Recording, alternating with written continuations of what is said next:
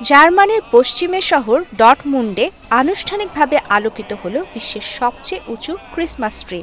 স্থানীয় সময়ে ২৪ নভেম্বর সোমবার সন্ধ্যায় গাছটির আলো জ্বলে ওঠার মুহূর্তে শহরের ঐতিহ্যবাহী বড়দিনের বাজারে জড়ো হয় শত শত মানুষ। শহর কর্তৃপক্ষ দাবি করছে ৪৫ মিটার উঁচু এই গাছটি পুরোপুরি তৈরি হয়েছে বাস্তব গাছ থেকে।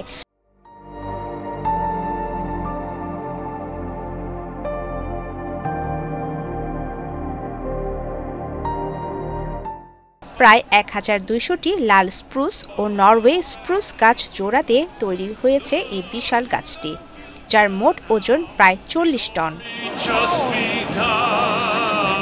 গাছের শীর্ষে রয়েছে ৪ মিটার উঁচু আলোকিত দেবদূত, যা সাধারণ বড়দিনের গাছের উচ্চতার চেয়েও বেশি।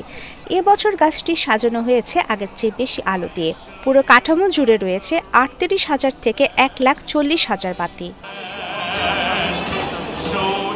১৯৯৬ সাল থেকে ডর্টমুন্ডের ক্রিসমাস সিটি মার্কেটের কেন্দ্রবিন্দু হয়ে আছে এই বিশাল বড়দিনের গাছ।